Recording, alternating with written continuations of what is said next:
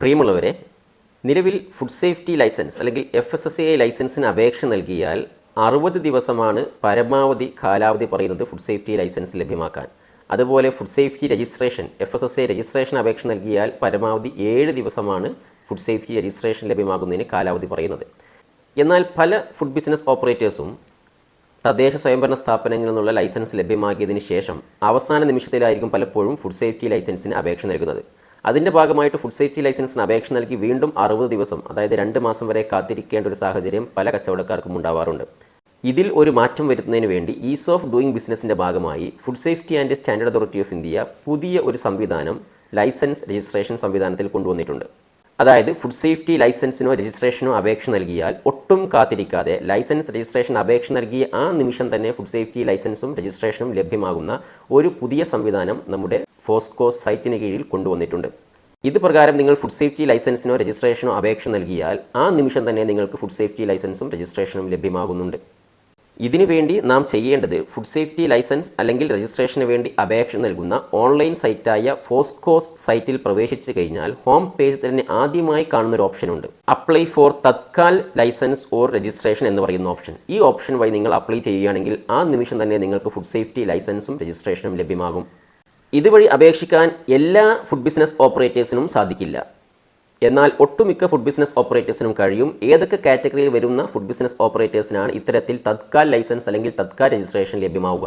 Meet, fish എന്നീ കാറ്റഗറിയിൽ ഉൾപ്പെടുന്ന ഭക്ഷ്യവസ്തുക്കളല്ലാതെ മറ്റു എല്ലാത്തരം ഭക്ഷ്യവസ്തുക്കളും കച്ചവടം ചെയ്യുന്ന retailers, wholesalers, transporters, distributors, controlled atmospheric കണ്ടീഷനിലല്ലാതെ ഫുഡ് ഐറ്റം സ്റ്റോറേജ് ചെയ്യുന്നവർ, ഫുഡ് വെൻഡിംഗ് ഏജൻസി നടത്തുന്നവർ, direct sellers, petty retailer of snacks or tea shop, hawker എന്നീ കാറ്റഗറിയിൽ വരുന്ന ആളുകൾക്കൊക്കെ മീറ്റ് ആൻഡ് മീറ്റ് പ്രൊഡക്റ്റ്, അതുപോലെ ഫിഷ് ആൻഡ് ഫിഷ് പ്രൊഡക്റ്റ് എന്നീ കാറ്റഗറിയിൽ അല്ലാത്ത മറ്റ് ഭക്ഷ്യവസ്തുക്കൾ വിൽക്കുന്നതിന് തത്കാൽ ലൈസൻസ് അല്ലെങ്കിൽ രജിസ്ട്രേഷൻ മതിയാകും. അതിനവർ ഈ രീതിയിൽ ഫോസ്കോ സൈറ്റിൽ കയറി തത്കാൽ ലൈസൻസ് അല്ലെങ്കിൽ തത്കാൽ രജിസ്ട്രേഷന് വേണ്ടി അപേക്ഷ കൊടുത്തു കഴിഞ്ഞാൽ ആ നിമിഷം തന്നെ അവർക്ക് ഫുഡ് സേഫ്റ്റി ലൈസൻസും രജിസ്ട്രേഷനും ലഭ്യമാകും.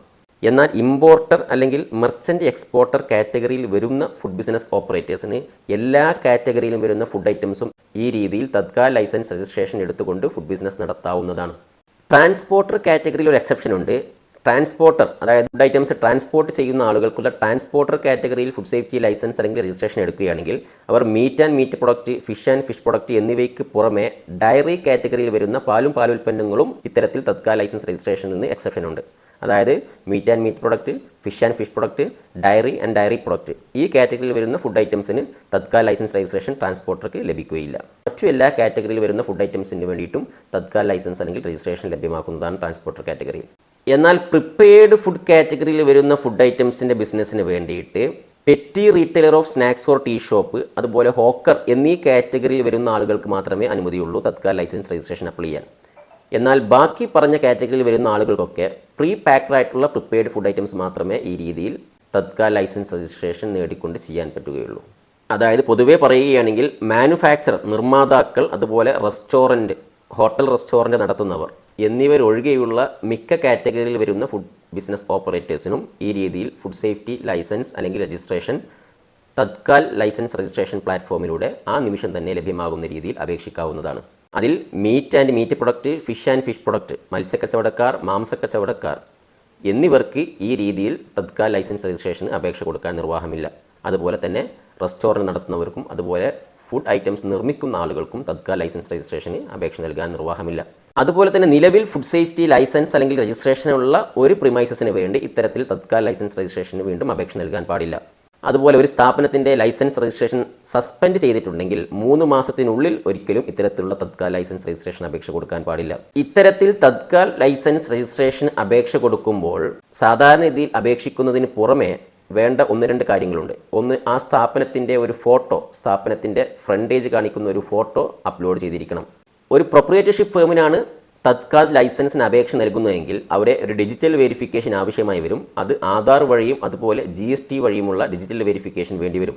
അതുപോലെ തന്നെ പാർട്ട്ണർഷിപ്പ് അല്ലെങ്കിൽ രജിസ്റ്റേർഡ് ഫേംസിൻ്റെ ഫുഡ് സേഫ്റ്റി ലൈസൻസ് തത്കാൽ വഴി അപേക്ഷിക്കുമ്പോൾ ആധാർ, അതുപോലെ GST അല്ലെങ്കിൽ CIN, കോർപ്പറേഷൻ ഐഡൻറ്റിഫിക്കേഷൻ നമ്പർ, ഇതുവഴിയുള്ള ഡിജിറ്റൽ വെരിഫിക്കേഷൻ ആവശ്യമായി വരും. എന്നാൽ തത്കാൽ വഴിയുള്ള രജിസ്ട്രേഷൻ അപേക്ഷ നൽകുമ്പോൾ അവിടെ ആധാർ വഴിയും പാൻ വഴിയുമുള്ള ഡിജിറ്റൽ വെരിഫിക്കേഷൻ ആവശ്യമായി വരും. എന്നാൽ petty retailer of snacks or tea shop അതുപോലെ ഹോക്കർ എന്നീ കാറ്റഗറിയിലുള്ള ആളുകൾക്ക് തത്കാൽ രജിസ്ട്രേഷൻ അപേക്ഷ നൽകുമ്പോൾ ആധാർ വഴി മാത്രമേ ഡിജിറ്റൽ വെരിഫിക്കേഷൻ ആവശ്യമായി വരുന്നുള്ളൂ. ഇത്തരത്തിൽ തത്കാൽ രജിസ്ട്രേഷൻ അല്ലെങ്കിൽ ലൈസൻസിന് അപേക്ഷ കൊടുക്കുമ്പോൾ 1 വർഷത്തേക്ക് മാത്രമേ അപേക്ഷ നൽകാൻ കഴിയുകയുള്ളൂ. ഭക്ഷ്യസുരക്ഷയുമായി ബന്ധപ്പെട്ട കൂടുതൽ വീഡിയോകളുമായി നമുക്ക് വീണ്ടും കാണാം. താങ്ക്